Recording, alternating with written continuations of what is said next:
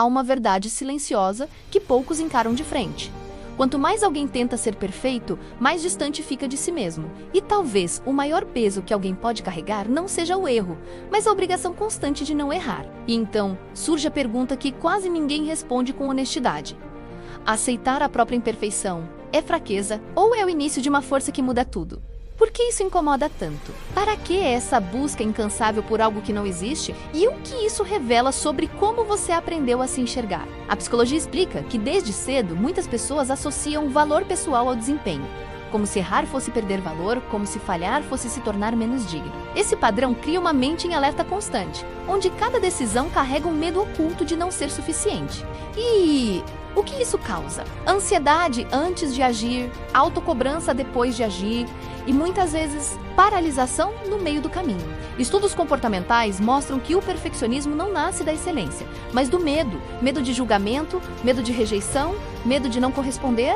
E esse medo, disfarçado de disciplina, vai silenciosamente drenando energia, criando ciclos repetitivos de tentativa, frustração e desistência. A pessoa começa algo, trava ao perceber que não está perfeito, adia, se culpa. E repete esse padrão sem perceber que é excesso de rigidez interna. Agora observe com atenção. Quando alguém aceita que não é perfeito, algo muda profundamente. A mente sai do modo de defesa e entra no modo de aprendizado. A neurociência mostra que o cérebro aprende justamente através do erro, ajustando conexões, fortalecendo caminhos, criando novas possibilidades. Ou seja, o erro não é um desvio, é parte do processo. Então, o que isso significa na prática? Significa que a forma como você reage aos seus próprios erros define o quanto você cresce. Se você se ataca, você trava. Se você se observa, você evolui. E aqui está um ponto essencial. Como você se sente quando falha? Você se pune ou se escuta? Você se compara ou se compreende? Porque a maneira como você se trata nos momentos difíceis constrói a base da sua força emocional. Quem não aceita suas imperfeições vive tentando sustentar uma imagem, e isso cansa. Quem aceita começa a construir uma identidade real, mais leve, mais forte. Pense em duas pessoas diante do mesmo erro. Uma diz: eu não posso errar.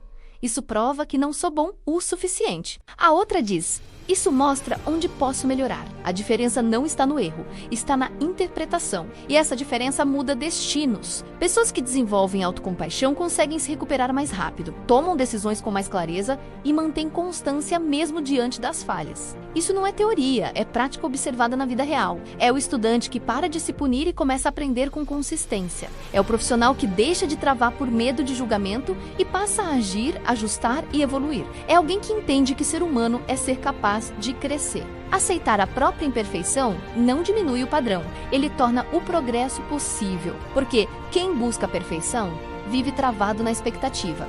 Quem busca evolução vive em movimento. E movimento transforma. Você não precisa ser perfeito para começar, mas precisa começar para se tornar melhor.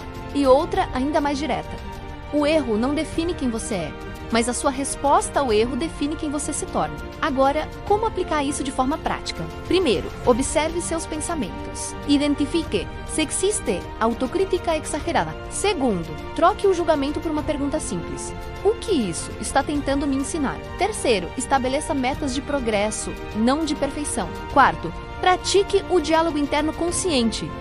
Fale consigo como falaria com alguém que você respeita. E por fim, aceite que desconforto faz parte do crescimento.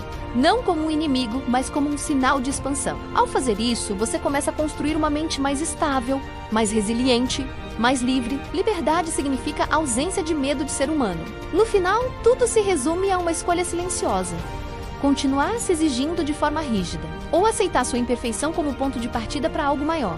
Você está tentando provar algo, ou está pronto para evoluir de verdade. Se essa reflexão fez sentido, curta este conteúdo e ative o sininho.